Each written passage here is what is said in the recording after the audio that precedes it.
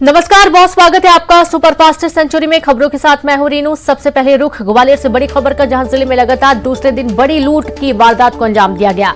डबरा के पौष इलाके में 35 लाख की लूट हुई। ठाकुर बाबा रोड पर व्यापारी से लूट कट्टे की नोक पर 35 लाख की लूट हुई है। गल्ला मंडी व्यापारी सेवक राम के साथ लूट की वारदात हुई। 3 नकाबपोश बदमाशों ने वारदात को अंजाम दिया। बीच बाजार व्यापारी और लुटेरों के बीच जमकर छीना झपटी हुई। वारदात के दौरान लुटेरों ने कट्टे से हवाई फायर भी किया। 35 लाख रुपए से भरा बैग लेकर बदमाश भाग गए। बैग से रुपए निकालकर दफ्तर जा रहा था व्यापारी। सीसीटीवी में कैद हुई पूरी वारदात। डबरा सिटी थाना पुलिस मामले की जांच में जुट गई है। तो देखिए सीसीटीवी फुटेज सामने आए हैं, जहां पर व्यापारी से 35 लाख की लूट हुई है।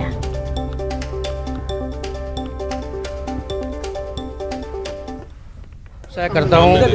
अभी हम बैंक से आ रहे थे, मैं और जगन भाई साहब थे।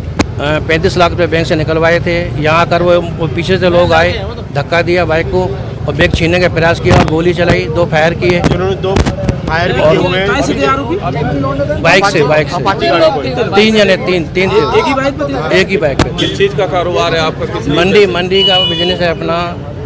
मंडी जो पेड़ी परचेस करते हैं सर। कहाँ से रकम लेकर आए थे, कहाँ जा रहे थे? HDFC बैंक से लेके आए थे, ऑफिस जा रहे थे सर। पैसे का बैग लेके?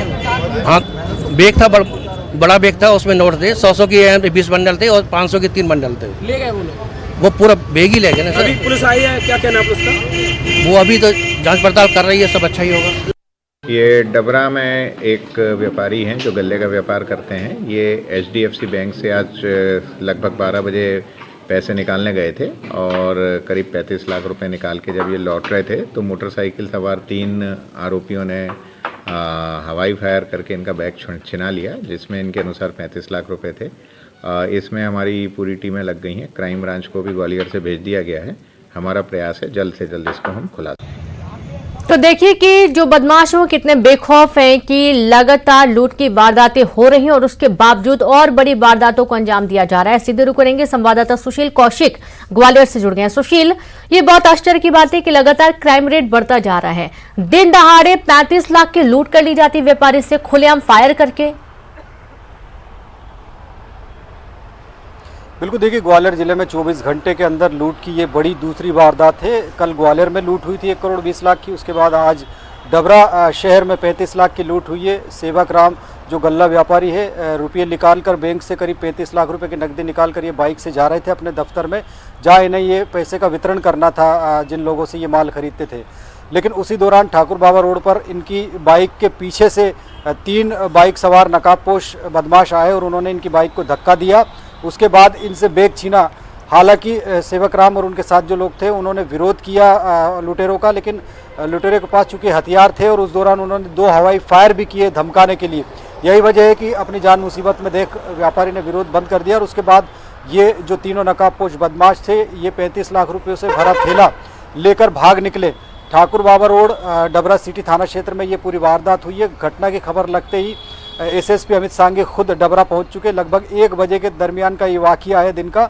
तो दूसरी जो वारदात हुई है तो निश्चित तौर पर कहीं ना कहीं पुलिस इसमें सक्रिय हो गई है और ग्वालियर क्राइम ब्रांच की टीम भी डबरा पहुंच चुकी है। नाकेबंदी डबरा शहर के आसपास के जो मुख्य मार्ग है वहाँ की जा चुकी है। इसके अलावा जो आसपास के बदमाश है संदिग्ध, उनके आधार पर, हुलिये के आधार पर, सीसीटीवी के आधार पर इन बदमाशों की शिनाख्त करने का प्रयास किया जा रहा है और पुलिस लगातार इस मामले में कार्रवाई करने की कवायद में जुटी है। लेकिन व्यापारियों में खौफ जरूर है क्योंकि ग्वालियर जिले में 24 घंटे के अंदर ये दूसरी लूट की बड़ी वारदात है।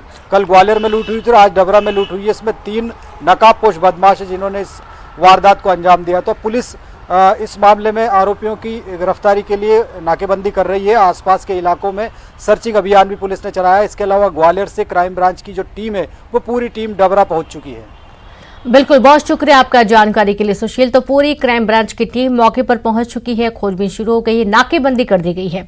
और एक खबर है भोपाल से, जहां डॉक्टरों की हड़ताल निरस्त कर दी गई है, निरस्त हो चुकी है। कैबिनेट बैठक निरस्त होने के बाद ये फैसला लिया गया। हड़ताली डॉक्टर्स ने निरस्त की हड़ताल। मेडिकल कॉलेज के डॉक्टर्स की हड़ताल निरस्त हुई। मेडिकल कॉलेजों में प्रशासकों की नियुक्ति का विरोध ये कर रहे थे। प्रशासक नियुक्ति के विरोध में डॉक्टर लगातार डटे हुए थे। डॉक्टरों का एक दल करेगा बातचीत के बाद आगे की रणनीति बनाई जाएगी। तो डॉक्टरों का सीधे तौर पर यह कहना था कि दखल होगा और प्रशासनिक अधिकारी यदि नियुक्त किए जाते तो जाहिर सी बात है गतिरोध होगा दोनों पक्षों के बीच में, और यही कारण है कि वे नहीं चाहते। उनका ये कहना था कि जो स्वास्थ्य क्षेत्र से जो पढ़ाई करके आ रहा है उसी की नियुक्ति होनी चाहिए, ना कि अन्य किसी प्रशासनिक अधिकारी की नियुक्ति होनी चाहिए। और संवाददाता जितेंद्र जुड़ गए। जितेंद्र, आखिरकार कहीं ना कहीं सरकार ने भी बहुत सोचा समझा और उसके बाद निरस्त की गई बैठक, और अब देखा जा रहा है कि डॉक्टर्स ने भी अपनी जो हड़ताल है वो अभी रोक दी है, निरस्त कर दी है। क्या कुछ कहना है इन डॉक्टरों का?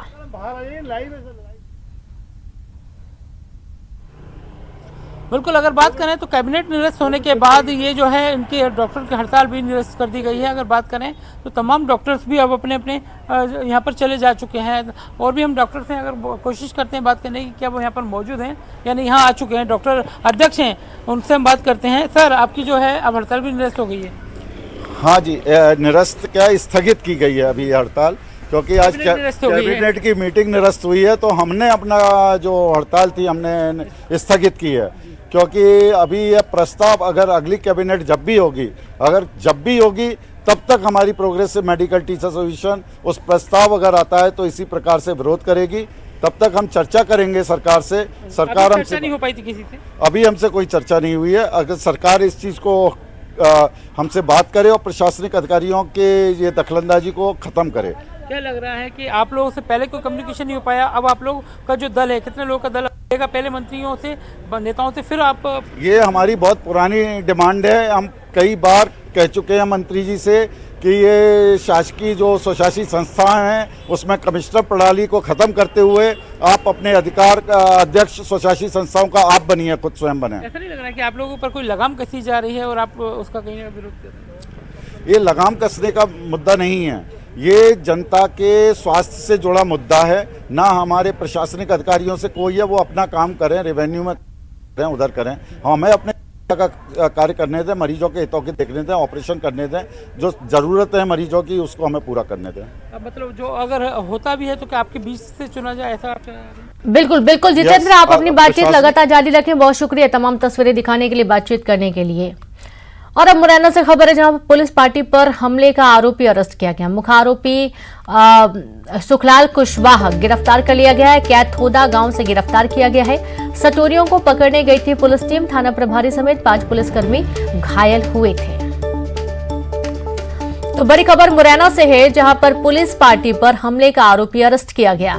मुख्य आरोपी सुखलाल कुशवाहा गिरफ्तार कर लिया गया है। कैथोदा गांव से गिरफ्तार किया गया। तो वही पुलिस सटोरियों को पकड़ने गई थी और इसी दौरान पुलिस टीम पर हमला कर दिया गया, जिसमें 5 पुलिसकर्मी जख्मी हो गए थे।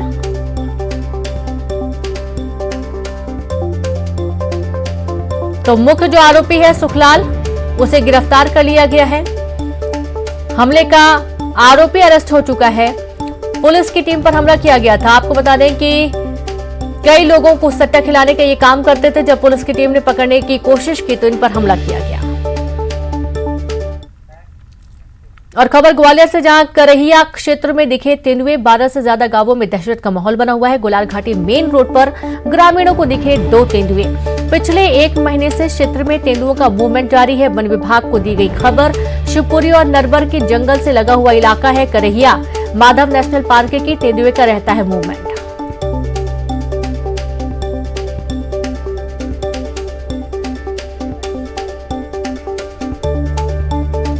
तो आप ये देखिए कि जो जंगली जानवर हैं, चाहे तेंदुआ हो, चाहे वो बाघ हो, चाहे भालू हो, इन दिनों बहुत रिहायशी इलाकों की तरफ रुख करते हैं और इससे डर का माहौल बना रहता है। संवाददाता सुशील जुड़ गया। सुशील, तेंदुआ नजर आया, एक साथ 2 तेंदुए के नजर आने की वजह से लोगों में डर का माहौल है। बिल्कुल, देखिए करहिया इलाका जो शिवपुरी जिले से सटा हुआ है, उस इलाके के करीब 1 दर्जन से ज़्यादा जो गांव में रहने वाले लोग हैं वो लगातार 1 महीने से इस तरह की जानकारियां प्रशासन को और वन विभाग को दे रहे थे कि यहाँ तेंदुओं का मूवमेंट है, तेंदुए नज़र आ रहे हैं। लेकिन अभी तक कोई उनका क्लू सामने नहीं आया था। और अब 2 दिन पहले ही जब लोगों ने रात के वक्त इन तेंदुए के वीडियो बनाए और वीडियो जब प्रशासन के पास पहुँचे तो ये साफ हो पाया कि करीब 10 से 12 गांव जो है वहाँ आसपास इन तेंदुओं का मूवमेंट है। 2 तेंदुए बताए जा रहे हैं वयस्क के, और इनके वीडियो सामने आने के बाद वन विभाग की टीम ने भी इलाके में अलर्ट जारी किया। इसके साथ ही पुलिस ने भी लोगों को अलर्ट जारी किया है।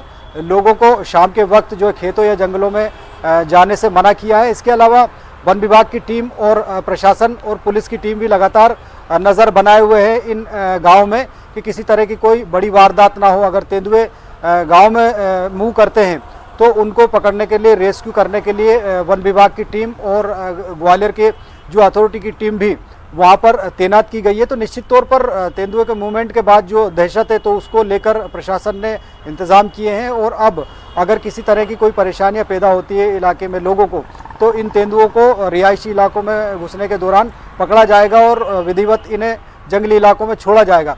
लेकिन अभी तक किसी तरह की हमले की खबर नहीं आई है क्योंकि 1 महीने से इन तेंदुओं का मूवमेंट करैया और उसके आसपास के 1 दर्जन से ज़्यादा गांव में है। चूँकि माधव नेशनल पार्क शिवपुरी जिले का इस इलाके से लगा हुआ है, यही वजह है कि वहाँ से तेंदुए मूवमेंट करते हुए ग्वालियर जिले की जंगली सीमा में घुसते हैं। जी बिल्कुल, बहुत शुक्रिया आपका सुशील जानकारी के लिए। तो अब कहीं ना कहीं वन विभाग के लिए भी एक ये बड़ी चुनौती बना हुआ है ताकि जंगली जानवर रिहायशी इलाकों की तरफ ना जाएं। अब बात उमरिया के जंगल से बांधवगढ़ के मशहूर बाघ बजरंग का वीडियो वायरल हो रहा है और इसमें बाघ को स्टंट करते हुए देखा जा सकता है। देखिए, स्टंट करते हुए बाघ बजरंग ने तार के फेसिंग के ऊपर से छलांग लगाई। सोशल मीडिया पर वीडियो वायरल हो रहा है और जो भी ये तस्वीर देख रहा है रोमांचित होता है क्योंकि इस तरीके की बाघ की तस्वीरें बहुत ही कम देखने को मिलती हैं। तो बाघ बजरंग का जंगल में स्टंट आप देखिए एक बार फिर से, जहां बाघ जो तार खींची हुई है, तार की बाड़ है, उसे लांघता हुआ नजर आया और एक तरीके से कहेंगे कि बाघ का स्टंट आप देख पा रहे हैं अपनी टीवी स्क्रीन पर। बजरंग ने तार फेसिंग के ऊपर से छलांग लगाई। और अब भोपाल से बड़ी खबर, जहां सीएम शिवराज ने मंत्री और अफसरों के साथ की बैठक। 1 लाख सरकारी पदों को भरने के लेकर चर्चा हुई। सीएम शिवराज के साथ ही मंत्री और सीएस बैठक में मौजूद रहे। अपर मुख्य सचिव GAD विनोद कुमार ने प्रेजेंटेशन दिया। 15 अगस्त 2022 से 15 अगस्त 2023 तक पदों को भरने की कोशिश की जाएगी। 1,12,724 रिक्त पदों को भरने का काम पूरा होगा। कुल 53 विभागों में पदों को भरने की प्रक्रिया शुरू की गई। सीएम शिवराज ने समय सीमा में लक्ष्य पूरा करने के निर्देश दिए हैं। और संवाददाता अनुराग जुड़ गए हैं। अनुराग, 1 लाख पद भरने की बात सामने आ रही है बैठक के दौरान। बिल्कुल, देखिए, मुख्यमंत्री शिवराज सिंह चौहान ने आज सरकारी पदों पर होने वाली भर्तियों को लेकर एक अहम बैठक की और इसमें जो विभाग की तरफ से जानकारी मिली है उसमें बताया गया है कि सिर्फ नवंबर महीने में 60,000 पदों को भरने की प्रक्रिया को पूरा किया गया है। लेकिन सबसे बड़ी बात है कि अब 15 अगस्त 2023 तक 1,12,724 रिक्त पदों को भरने की प्रक्रिया को पूरा किया जाएगा। इसको लेकर भी जो कर्मचारी चयन आयोग है उसकी तरफ से विज्ञापन जारी होंगे और उसके बाद ये पूरी की पूरी भर्ती प्रक्रिया को पूरा किया जाएगा। मुख्यमंत्री ने आज सरकारी विभागों में जो रिक्त पद हैं उनको भरने को लेकर जो कार्रवाई की जा रही है उसको लेकर यह बैठक की थी और विभाग के अफसरों को इस बात के निर्देश दिए हैं कि समयबद्ध तरीके से विभागवार पदों को भरने की प्रक्रिया को पूरा किया जाए। मतलब साफ है कि अगले 4 से 6 महीने के अंदर सरकार 1 लाख पदों पर भर्ती की प्रक्रिया को पूरा कर लेगी। जी बिल्कुल, बहुत शुक्रिया आपका जानकारी के लिए। तो 15 अगस्त 2022 से लेकर 15 अगस्त 2023 के बीच ये तमाम पद भरे जाने का लक्ष्य रखा जाना है और आज सीएम शिवराज ने मंत्रियों और अफसरों के साथ बैठक करने के दौरान 1 लाख सरकारी पदों को भरने को लेकर चर्चा की। अगली खबर बिलासपुर से, जहां ऑयल मिल में लगी आग। दमकल की 2 गाड़ियां मौके पर मौजूद है। आग पर काबू पाने की तमाम कोशिशें की जा रही हैं। सिरगिट्टी थाना क्षेत्र का ये पूरा मामला सामने आया है। तो बड़ी खबर आपको दे रहे हैं बिलासपुर से, जहां पर ऑयल मिल में लगी आग। दमकल की 2 गाड़ियां मौके पर मौजूद हैं। आग पर काबू पाने का प्रयास हो रहा है। सिरगिट्टी थाना क्षेत्र का ये पूरा मामला सामने आया है। तो 2 गाड़ियां दमकल की मौके पर मौजूद हैं। आग को बुझाने की कोशिश जारी है। बड़ी खबर आपको दे रहे हैं बिलासपुर से, जहां ऑयल मिल में आग लग गई। आग कैसे लगी, फिलहाल ये कारण अभी अज्ञात है। सिरगिट्टी थाना क्षेत्र का पूरा मामला सामने आया। दमकल की गाड़ियां मौके पर हैं। आग को बुझाने की तमाम कोशिशें की जा रही है। आसपास के लोग भी इकट्ठा हैं और आप देखिए धुएं का गुबार देखकर आप समझ सकते हैं कि कितनी भीषण ये आग लगी है। और जाहिर सी बात है कि ऑयल मिल में आग लगी है तो आग बहुत तेजी से फैल भी रही है। आसपास का जो इलाका है वो भी काफी घना इलाका समझ में आ रहा है और इसके चलते लोगों में भी डर का माहौल बना हुआ है। तुरंत दमकल टीम को सूचना दी गई। मौके पर पहुंची दमकल की गाड़ियां आग को बुझाने के तमाम प्रयासों में जुटी हुई हैं। सबसे पहले न्यूज 18 पर आप तस्वीरें देखिए। ऑयल मिल में आग की ये तस्वीरें देख हर कोई हैरान है। मौके पर फायर ब्रिगेड की टीम भी मौके पर मौजूद है। आग को बुझाने के तमाम प्रयास किए जा रहे हैं। ऑयल मिल में आग लगने की खबर जैसे ही लोगों को लगी, लोग तुरंत पहुंचे और हर तरीके से आग को बुझाने के प्रयास किए जा रहे हैं। तो बिलासपुर के सिरगिट्टी थाना क्षेत्र का ये पूरा मामला है, जहां ऑयल मिल में आग लगी। दमकल की 2 गाड़ियां मौके पर मौजूद हैं। बड़ी खबर आपको दे रहे हैं बिलासपुर से और संवाददाता विनोद कुशवाहा जुड़ गए हैं। विनोद, क्या कोई जानकारी मिल पाई कि आग कैसे लगी और अभी क्या स्थिति बनी हुई है? देखिए, अभी भी आग जो है वो काफी ज्यादा भड़क रही है और कोशिश जरूर कर रहे हैं। 2 गाड़ियां अब तक दमकल की मौके पर पहुंच चुकी हैं, लेकिन उसके बावजूद ऐसा लगता है कि अभी और दमकल की गाड़ियों की आवश्यकता पड़ेगी। मौके पर लोग मौजूद हैं। इसके अलावा सभापति है निगम के, वो भी नजर रखे हुए हैं ताकि अगर किसी तरह की कोई ऐसी स्थिति हो तो उससे निपटा जा सके। प्रशासन को भी इस बारे में सूचना दे दी गई है और पुलिस प्रशासन की टीम भी कुछ देर में पहुंचने वाली है। जहां तक आग की आपने जिन बात की, आग लगातार भड़क रही क्योंकि ऑयल रखा हुआ था उसमें और ऐसे कोई इंतजाम जो है वो फैक्ट्री प्रबंधन के द्वारा नहीं किए गए थे कि अगर ऐसी कोई स्थिति निर्मित हो तो तत्काल आग पर काबू पाया जाए। यानी आग बुझाने के जो संयंत्र होते हैं एक मौजूदा फैक्ट्री में, वो तमाम चीजों की कमी पाई गई है। दूसरी, अभी कारण बहुत ज्यादा स्पष्ट नहीं हो रहे, लेकिन दबी जुबान से जो जानकारी मिल रही है कि कहीं न कहीं बीमा क्लेम से रिलेटेड ये मामला है। ऐसे में कोई षड्यंत्र भी नजर आ सकता है। हालांकि प्रबंधन अभी सामने नहीं आ रहा है, अफरा तफरी का माहौल है क्योंकि ये पूरा जो इलाका है सिरगिट्टी का वो औद्योगिक क्षेत्र कहलाता है। काफी बड़ी फैक्ट्रियां हैं इस इलाके में। तो अभी फिलहाल कोशिश की जा रही है कि आग पर किसी तरह से काबू पाया जा सके, आग दूसरी जगह पर न फैलने पाए। विनू जी बिल्कुल, बहुत शुक्रिया आपका विनोद तमाम जानकारी के लिए। तो आप ये देखिए कि एक साजिश भी एक तरीके से बताई जा रही है। हालांकि पूरा मामला भी जांच का विषय बना हुआ है। आग बुझाने के तमाम प्रयास चल रहे हैं।